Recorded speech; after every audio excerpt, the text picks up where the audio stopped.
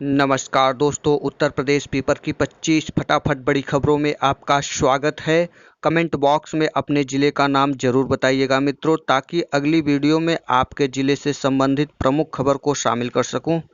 संकट, यूपी में एक दिन में रिकॉर्ड 323 मरीज मिले। प्रदेश में मंगलवार को 24 घंटे में सबसे ज़्यादा रिकॉर्ड 323 संक्रमित मरीज मिले हैं। इससे पहले 17 मई को 208 मामले पाए गए थे। पिछले 24 घंटे में पूरे प्रदेश में 5 मौतें हुई हैं। मेरठ, फिरोजाबाद, वाराणसी, बस्ती और जालौन में एक एक मौतें हुई हैं। मंगलवार को मिले मरीजों में सबसे ज़्यादा बस्ती के 44 हैं। अब तक 4,926 मरीज पॉजिटिव मिले हैं। मंगलवार को 135 मरीज ठीक होकर घर लौट चुके हैं। 2,918 मरीज डिस्चार्ज हो चुके हैं।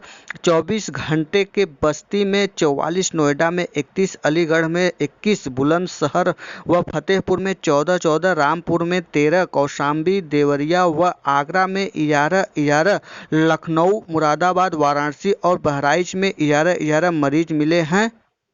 पीलीभीत में 9, मैनपुरी में 8, गाजीपुर व प्रतापगढ़ में 7, रायबरेली व मिर्जापुर में 6, गोंडा, बलरामपुर, कासगंज, श्रावस्ती व चंदौली में 5, हापुड़ व प्रयागराज में 4, बिजनौर, महाराजगंज, लखीमपुर खीरी, बरेली में 3, गाजियाबाद, गोरखपुर, कुशीनगर, फर्रुखाबाद व अंबेडकर नगर में 2, सहारनपुर, मुजफ्फरनगर, सुल्तानपुर, कानपुर, संत कबीर नगर, हरदोई, मथुरा व चित्रकूट में एक मरीज मिले हैं 24 घंटे में।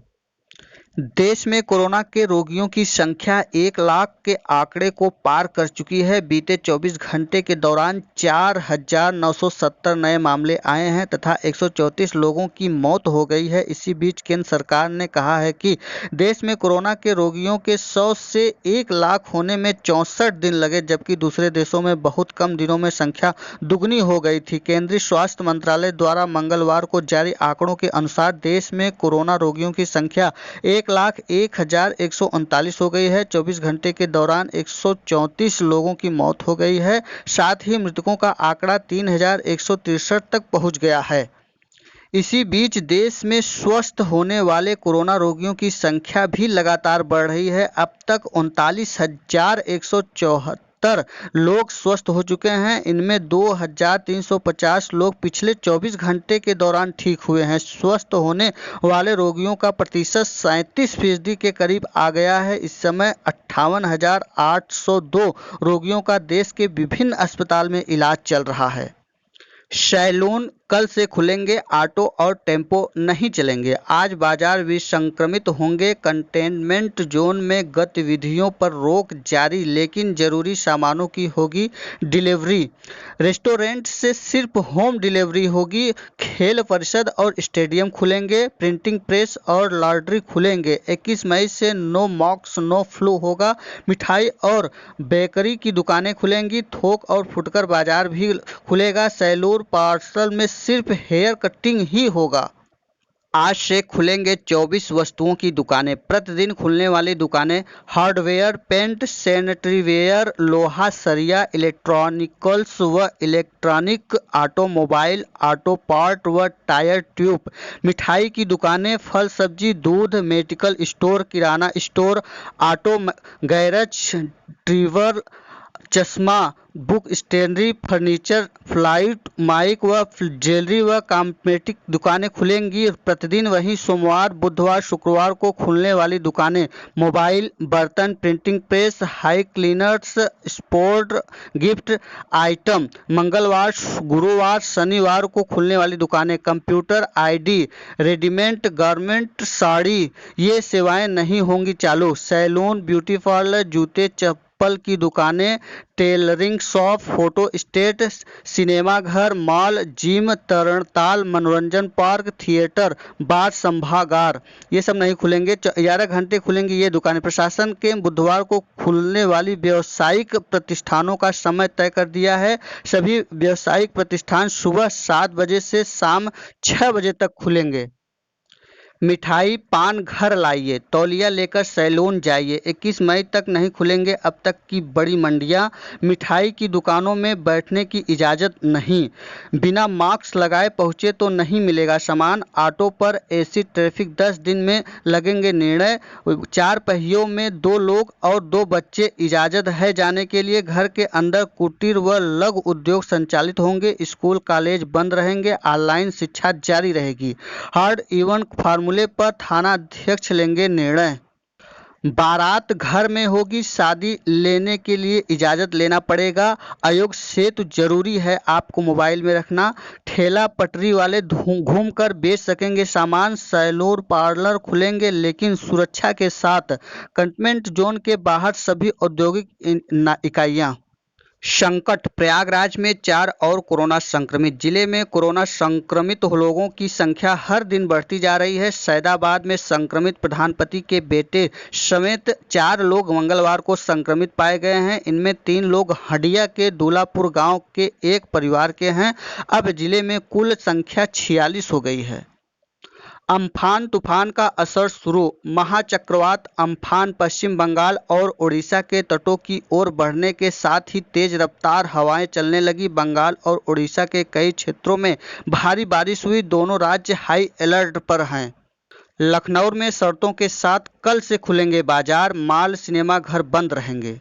राहत, 1 जून से 200 मेल एक्सप्रेस ट्रेनें चलाई जाएंगी। राज्यों से इजाज़त जरूरी नहीं। 1565 श्रमिक स्पेशल चलेंगी। कोरोना जल्द शुरू होगी। रोजाना 10,000 टेस्टिंग। कोबारा 68 मशीन से टेस्टिंग की संख्या बढ़ेगी।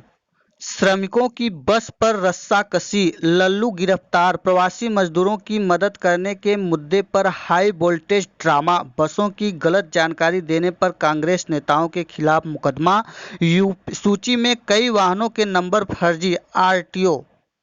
संभल में सपा नेता और बेटे की हत्या। मौके पर पहुंची राज्य मंत्री गुलाब देवी को करना पड़ा विरोध का सामना। लाइव वीडियो सामने आया। मनरेगा के तहत बन रही सड़क निर्माण को लेकर हुए विवाद में प्रधानपति और उसके बेटे की हत्या की गई। आरोपियों की गिरफ्तारी के लिए 6 टीमें लगी थी। हत्यारोपी जितेंद्र और उसके बेटे सर्वेश को गिरफ्तार कर लिया गया है। उससे हत्या के प्रयुक्त राइफलें भी बरामद कर ली गई हैं। नोएड अधिकारी श्रमिकों की समस्याएं सुलझाएं। योगी ने अधिकारियों को दिए निर्देश। जिले में रहकर कार्य करें। राज्य यूपी के श्रमिकों से रेल का किराया न ले योगी सरकार। संकट, वाराणसी में 14 समेत पूर्वांचल में 33 नए मरीज कोरोना के आए हैं 24 घंटे में।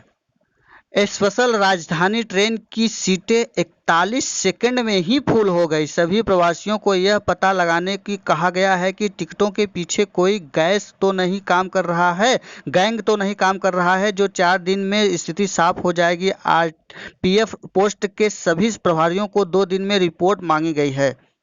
दावा, कोरोना वायरस को शरीर में घुसने से रोकने वाली एंटीबॉडी खोज निकाली। 108 परीक्षण चल रहे हैं। कोरोना वायरस की वैक्सीन बनाने की दुनिया में 2400 करोड़ रुपए लागत आती है टीके की एक खुराक तक पहुंचाने में।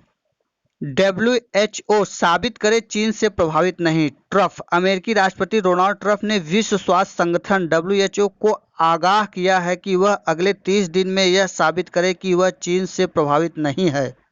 गाजीपुर में गांव लौटे 7 और श्रमिक मिले पॉजिटिव। 7 नए केस मिलने के बाद कुल एक्टिव केस हुए 36। प्रशासन व स्वास्थ्य विभाग के माथे पर बल। बीएचयू से मंगलवार शाम आई जांच रिपोर्ट के लहोरिकासी में 1 और कोरोना बम फूटा। लगातार श्रमिकों के बढ़ते ग्राफ में 7 कोरोना पॉजिटिव केस और जुड़ने से एक्टिव केस की संख्या 36 हो गई है और पेंडिंग जांच रिपोर्ट आने पर इस सप्ताह 50 पार करने की संभावनाएं हैं। मंगलवार को संक्रमित मिले श्रमिकों में 2 मरीज भुड़कुड़ा जबनिया क्षेत्र के हैं, वहीं एक भोजापुर सुजालपुर कासिमाबाद का श्रमिक है। इसके अलावा ग्राम बेनुआ सुहबल का श्रमिक मुंबई से लौटकर कोरोना पॉजिटिव हो गया है। मरहत थाना के मटेहू पुलिस चौक की अंतर्गत स्थित नेवादा गांव निवासी युवक की जांच रिपोर्ट भी कोरोना पॉजिटिव मिली है। नौनहरा थाना क्षेत्र के गठिया गांव का एक युवक कोरोना से संक्रमित है और उसे बुखार के साथ सांस लेने में भी दिक्कत हो रही है। ग्राम गुरैनी थाना सादियाबाद के युवक को भी संक्रमित मिलने पर एम्बुलेंस में अस्पताल से लाया गया। इस सभी के गांव पहुंचकर टीम ने सैनिटाइजेशन किया और मरीजों को भी क्वारंटीन किया गया है। उसकी ट्रैवल हिस्ट्री और संपर्क में आने वाले की सूची तैयार की जा रही है। मिर्जापुर में कोरोना के 6 संक्रमित मरीज मिले। इनमें 4 मिर्जापुर व 2 सोनभद्र के निवासी हैं। 14 मई को सभी एक ट्रेन से लौटे थे मिर्जापुर। देश में प्रति लाख आबादी पर मौत के 0.5 मामले। संक्रमण से ठीक होने की दर अमेरिका से 20 गुना बेहतर। चीन में मृत्यु दर 0.3 लोग। ये था आज का उत्तर प्रदेश पेपर की 25 फटाफट बड़ी खबरें। वीडियो अच्छा लगा हो तो देव एकेडमी को सब्सक्राइब, लाइक, शेयर, कमेंट करना ना भूलिएगा दोस्तों। वीडियो में अंत तक बने रहने के लिए बहुत बहुत धन्यवाद। फिर मिलते हैं एक नई सूचना के साथ, तब तक के लिए नमस्कार।